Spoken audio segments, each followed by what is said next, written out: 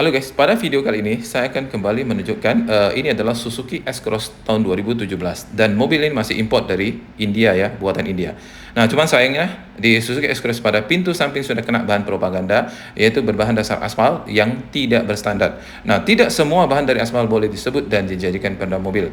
Jadi tidak semua apa yang direkatkan dalam kabin mobil atau masukkan dalam kabin bisa dijadikan peredam, melainkan harus memiliki kriteria tertentu. Mari kita lihat peredam asli bawaan pabrik Suzuki ini yang buatan India. Kita lihat itu sama, semua berbahan dasar aspal dan dia keras seperti batu, seperti visel yang sudah dipanaskan. Itulah pengertian peredam dalam arti sebenarnya. Itu mobil buatan Jepang, mau buatan Eropa, mau buatan Amerika, mau buatan India, Vietnam, dan lain-lain. Peredam aslinya pasti keras seperti batu. Nggak ada yang lembek seperti ya bahan-bahan propaganda seperti burita rubber dan lain-lain. Itu tidak bisa seperti itu.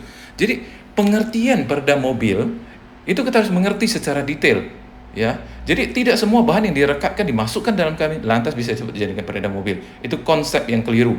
Jadi melainkan harus memiliki kriteria dan standarisasi yang berlaku dan bahannya dapat dipertanggungjawabkan sesuai dengan standar yang berlaku, ya.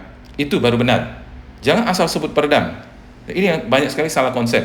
Dan yang saya mau ceritakan ada sedikit tentang ada yang mengatakan bahannya ringan berupa butir rubber itu dengan apa dicelupkan ke dalam air dia terapung, dia bilang ringan. Belum tentu ya. Jadi benda yang dicelupkan dalam air terapung itu belum tentu lebih ringan daripada benda yang tenggelam di dalam air. Itu belum tentu. Itu hanya perbedaan massa jenis saja sebenarnya, ya. Massa jenis benda yang dicelupkan dalam air dengan massa jenis air itu sudah kita jelaskan sebenarnya di video sebelumnya yang sudah kita bantah itu tidak benar, ya. Jadi itu bisa lihat nanti di deskripsinya. Ya, jadi Suzuki S-Cross ini menggunakan paket full body ideal. Apa saja speknya bisa dilihat di deskripsi dan penjelasan tentang benda yang dicelupkan dalam air, ya itu tidak menunjukkan si benda itu berat atau ringan ya. Itu hanya masalah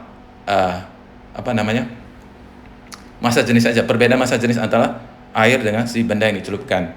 Jadi tentunya untuk mengukur berat benda adalah ditimbang ya, bukan dicelupkan dalam air, ya.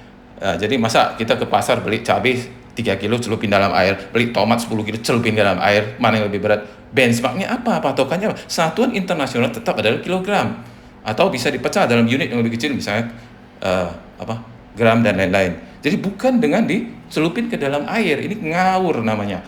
Jadi nah inilah yang kita harus pahami secara jelas ya. Jangan hanya melihat media-media yang memberikan edukasi yang salah. Jadi yang benar itu adalah tetap ditimbang dengan untuk perbandingan apple to apple. Tentu benda yang ditimbang, dua objek ditimbang harus memiliki luas permukaan yang sama dan ketebalan yang sama. Itu yang jadi patokan. Jadi bukan dengan dicelupin ke dalam air. Ini tidak benar ya.